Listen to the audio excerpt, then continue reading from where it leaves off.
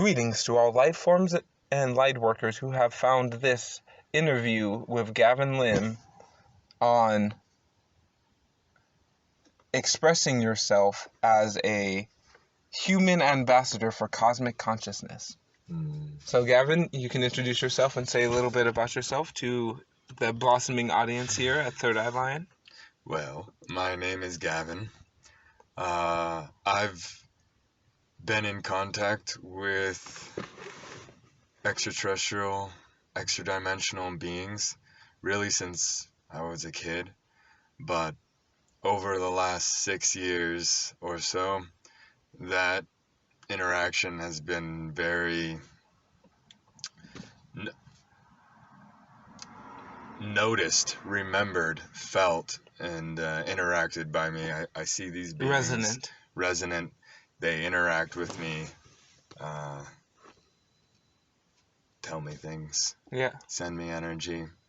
And I would say that I've been on the spiritual path for a long time, but it wasn't until they started coming that everything really changed for me.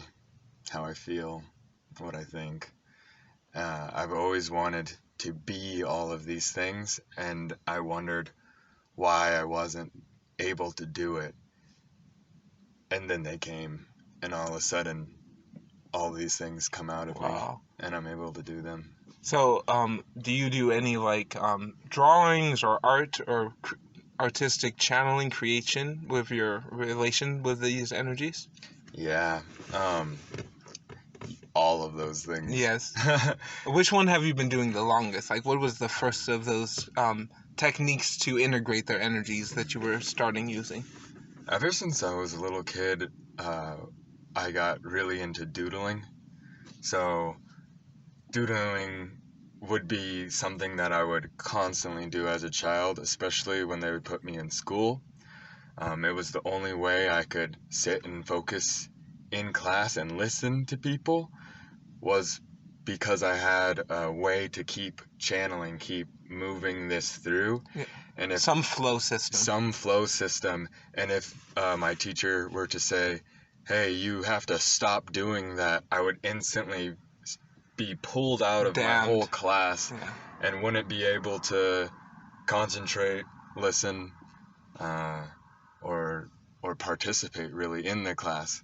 So it was so funny because a lot of the times they thought it was my way to disassociate, but it was really my way to exist with everyone. Yeah, your attempt to associate. Yeah, exactly. So I think that's common to probably a lot of people who will listen to this recording. And at any point in your life, have you met strangers or individuals that you can tell are unearthly or that defy certain cultural norms in a sense that you can sense a unique vibe to them? All the time. I would say that what I am is a magnet. Feeler of things. Yeah. And I many times don't put words to it, but I'll shake someone's hand, I'll see somebody walking by me, I'll meet Sam, and instantly I know something's up. What that thing might be, what's going on here, I don't necessarily know immediately, but so you see the blossom, but you don't know the color of the flower. I don't know the color of the flower, and it's actually, I feel like I'm a blind person that's walking around my reality, feeling things, always feeling the energy of them, always noticing that something is happening or something. Yeah, like the air pressure and energy pressure of every situation. The air pressure changes, a feeling goes up my spine, I get different sensations. Sometimes it's like somebody has a cool breath and they blew it in my face. Whooshing feelings, tinglings in my legs and extremities. A pressure seems to rise up in my head, going up and filling my skull with what I could only describe as energy. Or frequencies. Or frequencies. Yeah. And actually, talk about frequencies. So when I find that place by myself in meditation, that feeling turns into a noticeable vibration that starts to pick up, build, grow into homogenate. Into a very noticeable tone. Yeah, tonality. Yeah. So the next question that leads into that is, do you have experience with sound therapy, color therapy, where a certain sound frequency, a certain color tone, or color pattern has really helped you work with these beings, or do you use those as tools to help others learn about the more cosmic aspects? So sound has always been a huge thing. I think one of my favorite musical instruments is my own voice. Yeah, the human instrument. The human instrument. And what I love about it is I've never forgot it. So and you never had to be taught it. And I never had to be taught it. So sometimes I might be on a mountain and I think, oh, I really wish I had my didgeridoo. But what I always have is my throat. So the practice of expanding my throat in the different noises, sounds, even just humming. Muscle memory. And I also can take it in the quiet of places because it's a library, but nobody notices my really light hum except for me. I can feel it the most. Or anything. Or the hands drumming of a rhythmic tap. So it's something that might happen to you. For me, I get messages as music in my head, where some of these quantum entities, these higher vibrational entities, instead of speaking with words, they send me sound. But they're orchestral pieces, probably hundreds of individual artists working together to send this complex musical code to me in my brain when there's no music. So much so. Yeah. Do you have those type of experiences as well? Especially, yes. And especially when I start going out into nature. I call it the 3-day hike because it's not until the 3rd day being out in a crazy forest, endless forest, that everything that is normal human strips away, and what you start to notice is that symphony, the symphony that's always there, the message that's been screaming, trying to get to you, to wake you up. I call it like a whisper scream because they're like, yes, come. It's like they're trying, but they're far away. And when you're out there, all of that disappears and it becomes very clear and impossible not to notice, impossible not to hear that symphony. Radical type of energy. And it comes as a song that I sing along to, and then I notice the beings are because I'm flowing, they co-create with you. They're able to co-create. They're able to, and so now I'm in the woods and I'm dancing and singing and swinging from branch to branch. Tarzan. Yeah. And that's the feeling. It's a feeling of being an animal, of blooming in nature, and hearing this beautiful song and being a part of it. And yeah, I mean, even just talking about it right now, I think we feel the energy. Thank you. Hopefully people down in the comments, if you have thank you for Gavin, engagement helps these videos reach more people. So we will keep this interview going, but there's my one plug for engagement per episode. So. I love it. You got to. So the next question is there certain types of geographic terrains that you feel more drawn to with these entities? For me, it's the oceans and the forests. Yes. But I know some people, it's the deserts, the canyons, the coral reefs. So I was born in between a forest and the ocean in Santa Cruz, California. So behind me, if I started walking... Are the world's tallest trees? Are the world's tallest trees. The oldest, there's a tree that I used to visit, and it was fallen, but they had cut it in half, and so you could count the rings. And it says when Christopher Columbus was only a little bit down into this tree, found, so, quote unquote, discovered the United States, America, and then past that, it's got Jesus was born, and then past that, it's like the Roman Empire begins, and it's like then this the tree ancient was, Egyptians, it was there for all of this, and connect to an ancient system of roots that are still there. Yeah, and so we have that. It's an old growth forest, which I think is one of there's forests, the roots, and then there's old growth forests that are like living organisms. It has that time to become the elders of the trees. Yeah, 200 years is an elder tree. Trees are the 2,000 years. Yeah. That's an elder tree, and the energy that tree has been able to accumulate, grow, and share is so profound. Is so profound. Yeah. And then I grew up maybe 2 blocks away from the ocean. Wow. So, and if I went in one direction, I would eventually walk into the forest. Did you see it every morning? And from the angle in my, because there's a 2-story house, if I walked out on the balcony, you saw the contrast? I could see the ocean on one side, and then the rolling golden mountains on the other, and then a little bit up there you could see the trees starting to come through and to push through. Wow. Yeah. Thank you for sharing that so much. That very vivid visualization. Yeah. You were able to see the spectrum. Mm-hmm. From a young age. You could see that. Yes, there's death in the ocean. And there is pollution and negativity in the ocean. There's mysteries and unknowns in the ocean. Mm-hmm. And there's mysteries and unknown on the land. Yes. But we just want to accept it because this is how things have always been. Yeah. So, do you have any recommendations? That's mine for any person who feels connected to cosmic entities that want to bring them to Earth, is be where you are.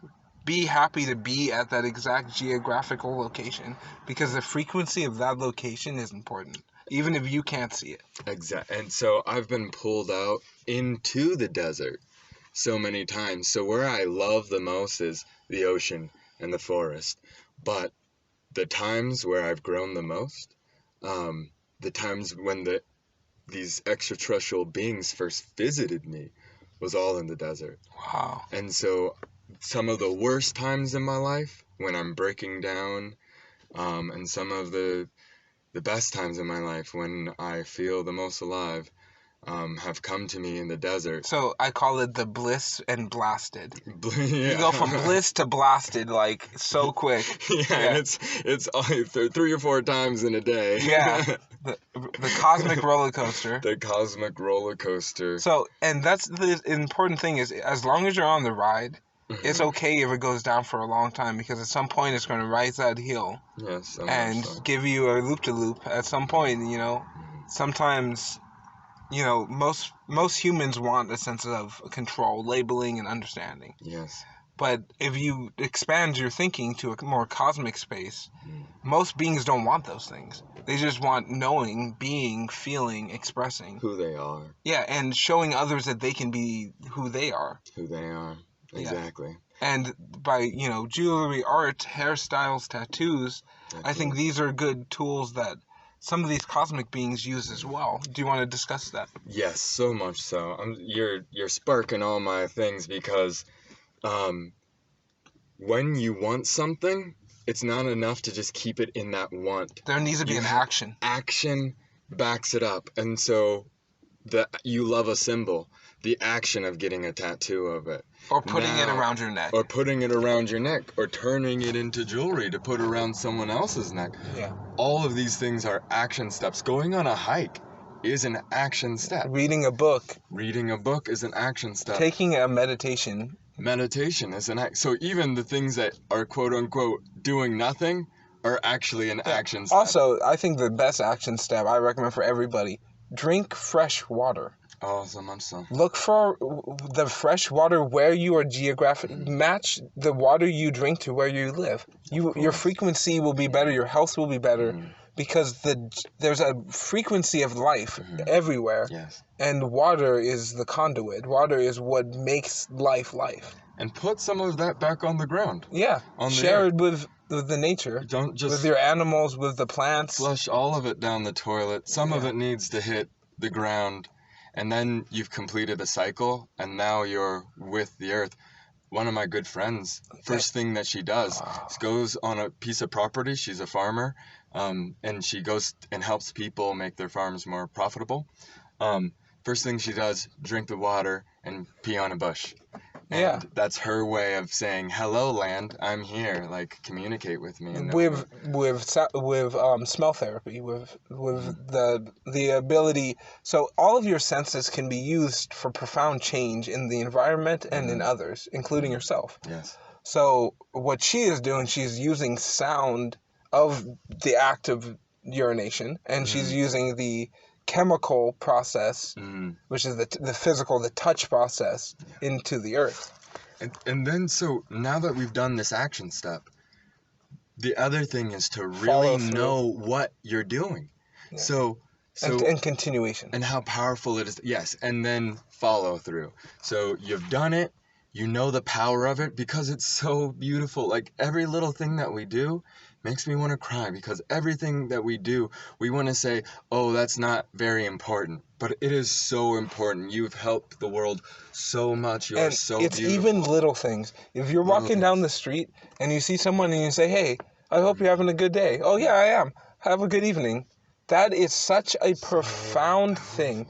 If you walk in the bathroom, you see another person, you nod your head, they nod their head back, you make eye contact and walk away. You have changed the frequency of this planet with a small act of kindness. And to know that, to really know that, feel it inside, to give that to yourself, of like a feeling of, I did something good. Yeah. And big or small, it adds to the scale. It does, and it's and really, and it shows even others things that too. We think are small are really big. Or it inspires someone to do something big. Yes. We do something small, and someone inspired to do something massive, based on something we think is inconsequential. Exactly. So it's to take action, to know what you're doing, and then to repeat the process, to get good at it. And then I think refining it. And recreating. And I think, but as you practice something, you're like, refining is a part of practice. Yeah. Because you learn, maybe. So the difference between practice and procedure. So procedure has to be, I do this. Yeah, practice is, okay, I don't know much about doing X, so I'm going to do X, but I still know how to do Y, so I do Y.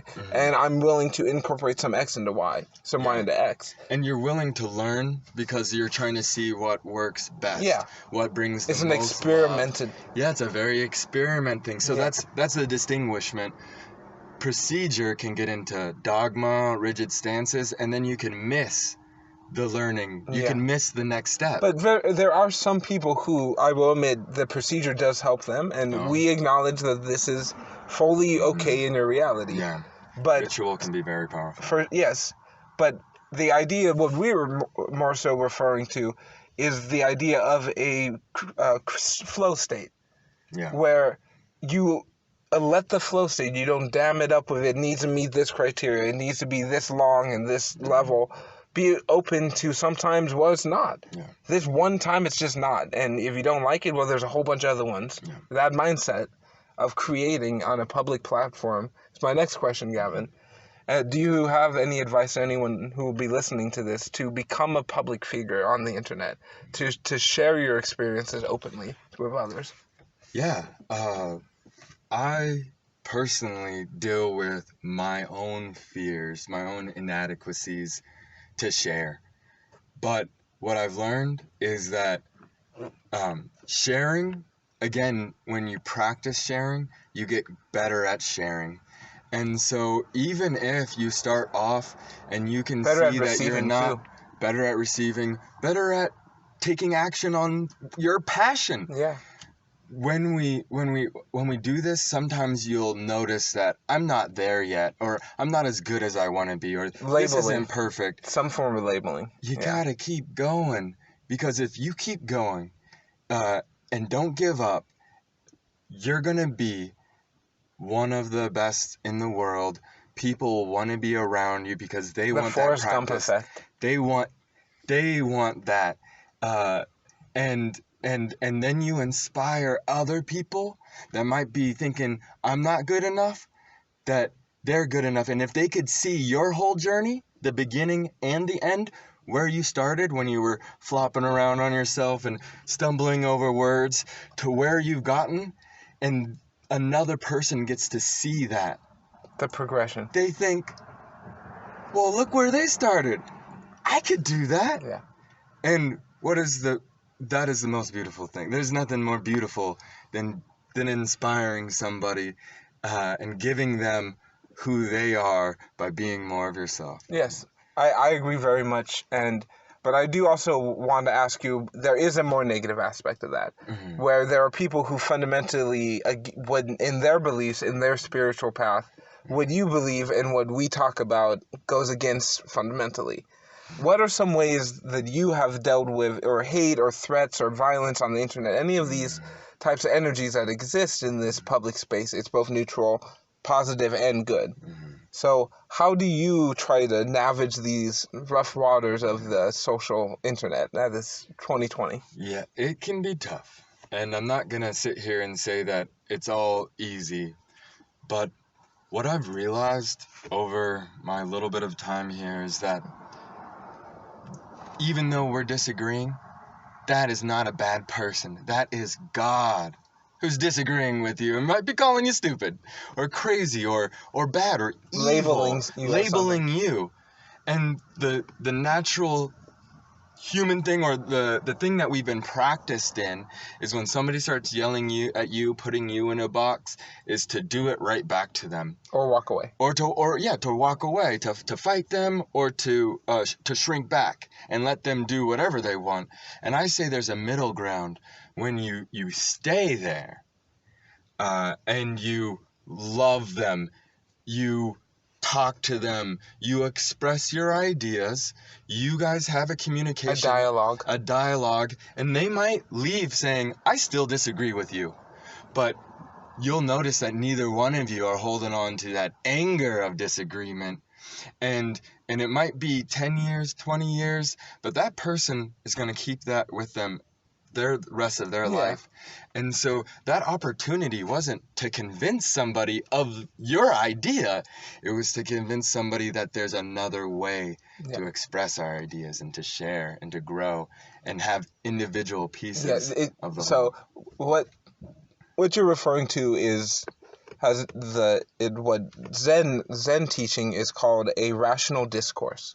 Yes, I like that. And the concept is, the Zen teaching is, the Zen teacher does not say all that he knows and doesn't express everything he wants to be expressed, but expresses that only that will cause the listener to understand. Yes, exactly. And so when we hear truth for us, what do we want to do? We want to share that because we want to be happy. We want to live in a happy universe. But you got to realize everyone has a different truth. What's right for you and what's working for you right now might not always work for you, might not always work for other people, and it might work for them at a time. It might not. But you're not sharing the thing that's working for you. You're sharing you working. Yes, the action. The action of it working inside of you. Yeah. That's what you're sharing. Much gratitude on that. That's real powerful. I got one last question here. And so this question is kind of coming from a more anthropological standpoint. So throughout history, there has been shamans, bards, druids, artists who would go from village to village, gathering these non-tangible goods. Yes. Musicians and poets of all forms. Gardeners who would bring seeds from one area to another area. Chefs who would find dishes and mix them from village to village. These types of ancient forms of self-expression, I am very passionate about. Why don't we still do them as focused as they have always done? And so I know that you engage in these activities as well. So do you have any words for the listeners on to pushing through any of those like limiting blocks of not wanting to create, not being good enough to create? Yeah.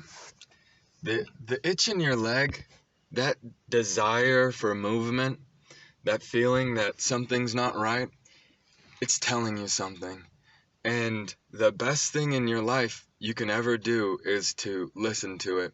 And I know the fear, we all know the fear of standing on the edge of the cliff, looking down, knowing that your life, the mermaids, the spirits, that they're in the water and that's where your soul desires to be, but you're on the cliff and you're like, how do I get down there? It seems so far away, it seems scary. And you always had the rope around your neck the whole time. Yeah. All you need to do is cut it. Cut it. And it's click your heels together, Dorothy. Is to jump. And the thing is, you jump the first time, it's really hard. Then you wake up and you're back on the cliff and you're like, wait, I thought I jumped. I have to jump again? And then you jump again. And it's farther this time. And it's further this time, and you get more and you remember more, and then you wake up on the cliff and you're like, wait a second, how did I get back up here? And then you jump again every time, and then there's eventually a point. Not that there's not still a fear, but there's a point when that fear goes from a oh my god to a wee. It's a rush of life. It is, and so it's a roller coaster. It's a thrilling, and it's so the bungee experience. And so if you can start thinking about this fear, and then changing it a little bit into exhilaration, know that your greatest fears are exhilarating. I also call it's the perfect example for many people is NASCAR. Yeah. That is incredibly dangerous, and the thrill that at any moment one small muscle spasm can kill you. Yes. Yeah. If you have one uncontrolled muscle spasm, you may die or result in the death of someone else. And I've felt that in my own experience, not as a but they still have faith in themselves and their practice, and the sponsors have faith in them that they continue to do it for years and years. For years and years and years. And even if they were to crash, they're involved in the community. They get back on their horse. They get back into that feeling because they were able to find the danger and turn it into exhilaration. Yes. And so, is that the main message you want to leave this interview with? I think that's the main message. If you're afraid, turn it into your fear passion. Being exhilarating. That it's scary, but it's also life enforcing. It's also the whoosh and the it reminds you that you're alive. It reminds you very much of being alive. And I think that's why so many people do these activities because that's when you're closest. The adrenaline, when your body goes, I'm alive, and screams it to the world. You're producing the chemical and everything, yeah. That can be as simple as if smiling at somebody when they walk across the street from you, if that's scary to you, then make that the exhilaration. That's just as scary as jumping out of a plane. And if you don't like drinking water, you can do the same practice with it. The same thing. Yeah, we can change all of our mental fears transmutation and blocks into this isn't something that is bad. This is something that's exhilarating, that's life-giving, life-fulfilling. Thank you, Gavin.